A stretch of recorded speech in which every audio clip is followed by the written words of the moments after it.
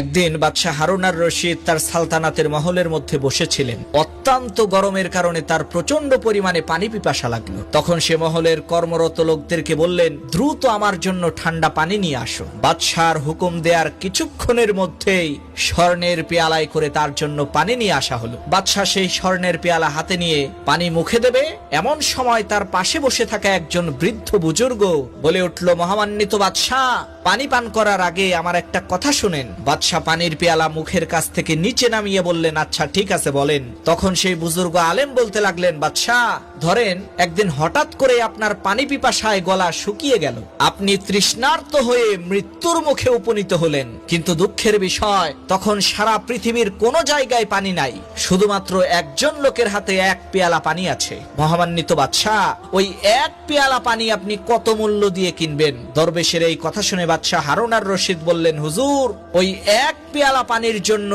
আমি আমার অর্ধেক সালতানাত তাকে দিয়ে দেব, কেননা যে কোনো মূল্যেই হোক আমার ওই তৃষ্ণা মেটাতেই হবে। বাদশার এই কথা শুনে আলেম সাহেব মাথা ঝুঁকিয়ে বললেন, আচ্ছা ঠিক আছে, ধরেন ওই পানি পান করে আপনার পিপাসা নিবারণ করলেন, এরপর হঠাৎ করে আপনার পেশাব বন্ধ হয়ে গেল, পেশাব না করতে পেরে আপনি কাতা কবুতরের মতো ছটফট করছেন, এমন সময় একজন কবিরাজ আসলো যার কাছে এই রোগের ঔষধ আছে। মহামান্বিত বাদশাহ, ওই ঔষধ কেনার জন্য ওই কবিরাজকে আপনি কি দিবেন? তখন বাদশাহ হারুন আর রশিদ বলল, হুজুর আমার বাকি যে অর্ধেক সালতানাত ছিল সেই অর্ধেক সালতানাত আমি ওই কবিরাজকে দিয়ে দেব ওই ঔষধটা ব্যবহার করার জন্য। বাদশার এই কথা শুনে সেই বুজুর্গ আলেম সাহেব মুস্কি হাসি দিয়ে বললেন, মহামান্বিত বাদশাহ, আপনার এই বিশাল সাম্রাজ্য এক পেয়ালা পানি পান করা এবং সেটাকে বের করার সমতুল্য।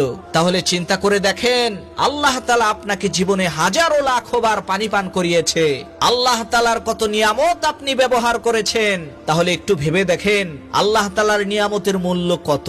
প্রিয় বন্ধুগণ, এই আলেম সাহেব বাদশাহ হারুন আর রশিদকে অন্য সময়ও কিন্তু এই কথাগুলো বলতে পারত, কিন্তু তিনি বলেন নাই, কারণ তিনি ওই সঠিক সময়ের অপেক্ষা করেছেন কখন বাদশাহ হারুন আর রশিদ পিপাসার্ত হবেন, তৃষ্ণার্ত হবেন। কারণ ক্ষুধার্ত না হলে তো ক্ষুধার মর্ম বোঝাই যায় না।